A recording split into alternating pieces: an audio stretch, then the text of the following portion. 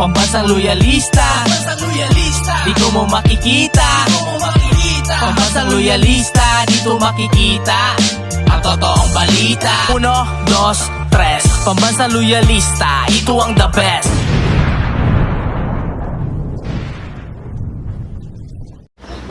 Masayang araw po mga ka-PL. Dalawa ang pag-usapan natin. Una, tinabla na po yata ni Pangulong Bongbong Marcos ang UNGA o United Nations General Assembly. Hindi na ho siya dadalo sa UNGA. Siguro na pag-isip-isip ng Pangulo mga ka-PL, bakit pa ako dadalo doon?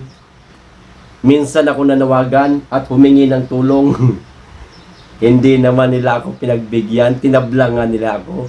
Tatablahin ko rin sila. Ayos! At ang pangalawa, si Pura Luca Vega, diniklarang persona non grata sa Bukidnon. 3 nung nakaraan, ngayon nadagdagan ng 1, so 4 na. Pura Luca Vega, lumiliit na ang mundo mo. Ayos! Pero bago ko po basahin ang mga balitang ito, mga ka-PL, makikisuyo muna ako.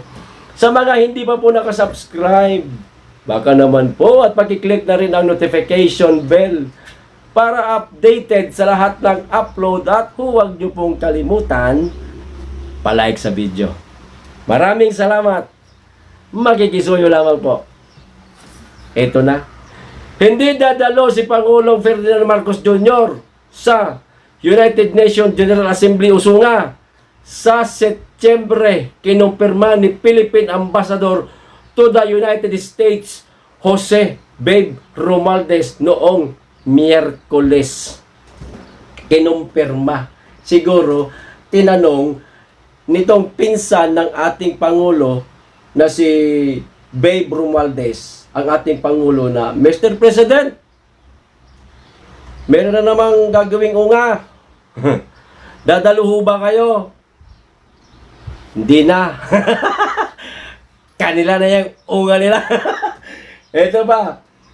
Gayon man, hindi pa ibinunyag ni Romualdez ang dahilan. Malalaman din po natin sa mga susunod na mga araw o kaya linggo ang kadahilanan. Pero, mga ka-PL, may naiisip ako na dahilan bakit hindi dadalo ang ating Pangulo sa UNGA. Ituloy ko lang po yung pagbasa para malaman din po ninyo. Malay nyo, baka parehas po tayo nang iniisip. Di ba?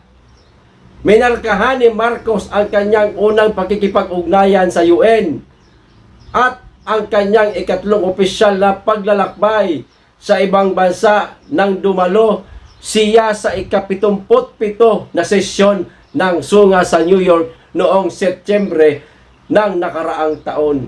Ito yung binatikos ang ating Pangulo ng mga kritiko sa social media at maging mga politiko na di umano papatyal-patyal lamang daw po ang ating Pangulo sa ibang bansa. Nagpapasarap buhay lamang daw po ang ating Pangulo sa ibang bansa. Hindi nila nalalaman, mga ka-PL, na noong nakaraang taon pa pala, sinusolusyonan na, ginagawa na ng paraan ng ating Pangulo para matapos na ang tensyon sa West Philippine Sea.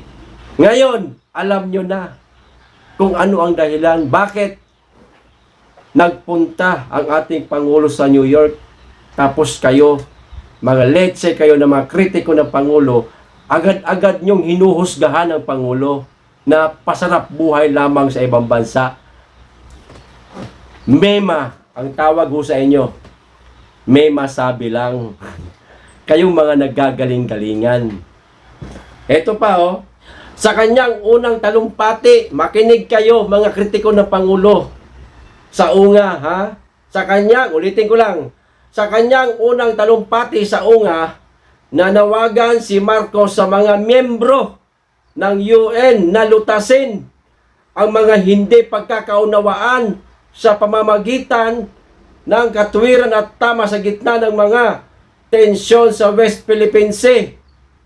Nanawagan ng Pangulo hindi nagpasarap buhay para sa akin, maliban sa panawagan o nanawagan ng ating Pangulo, siguradong humingi siya ng tulong sa UN para matapos na po ang tensyon sa West Philippine Sea. Pero mukhang tinabla po yata ang ating Pangulo ng United Nations. Kawawa naman po ang ating Pangulo. Nagnanais lamang sa nakatahimikan sa West Philippine Sea para malayang makapangisda ang ating mga kababayang mangingisda at hindi po gambalain ito mga CCG, ang mga nakaposting na mga kasundaluhan natin sa BRP Sierra Madre, at higit sa lahat hindi ma-water cannon ito mga nagdadala ng supply sa BRP Sierra Madre. Nakaraan taon pa lang sinusolusyonan ng ating Pangulo, humihingi siya ng tulong sa UN para matapos ng tensyon sa West Philippine Sea. Tapos hinusgahan ninyo ang ating Pangulo, kayo mga kritiko. Ito pa, inulit din niya na ang Pilipinas ay kaibigan sa lahat at walang kaaway. Friends to all, enemy to none. Diba yan ang gusto ng Pangulo?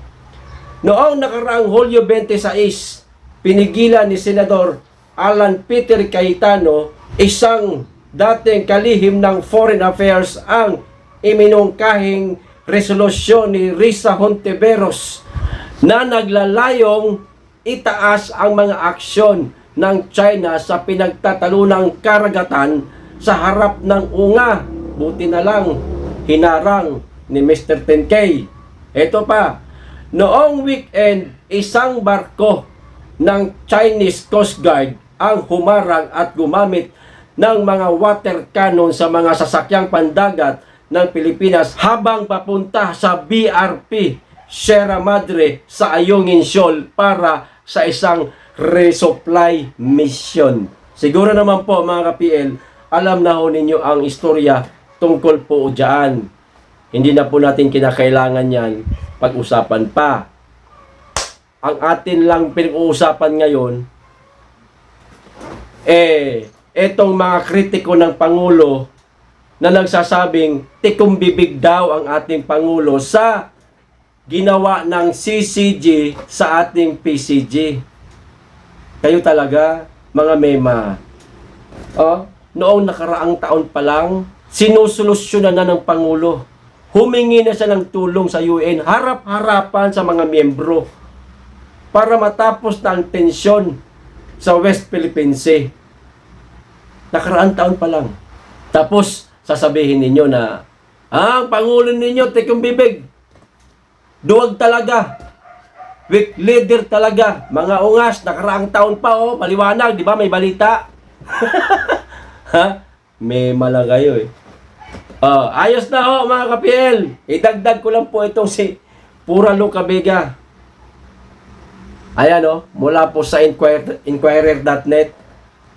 Drug artist Amadeo Fernando Pagente. Ayan, Pagente, apelido niya. Better known as Pura Luca Vega, has been declared persona non grata in the province of Bukidnon. Ayos. Palakpakan sa mga taga Bukidnon. Maraming salamat po. At dumagdag ho kayo sa mga lugar na madineklarang persona non grata si Pura Luca Vega. At ngayon, mananawagan ulit ako diyan naman sa NCR. Mga mayor sa NCR, baka naman, deklararan nyo na rin persona non grata si Pura Luca Vega para hindi na siya makapatyal-patyal sa mga bar habang suot-suot ang tawag nito, ang kasuotan ng inyong sinasambang si Jesus. Pasensya na po at hindi po ako Kristiyano, mga ka-PL, hindi po ako Katoliko, pero ginagalang ko po ang relihiyon ninyo.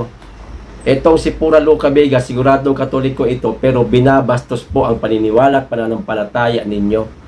Mga Yorme, sa buong Luzon, ayan, buong Luzon na. Baka naman,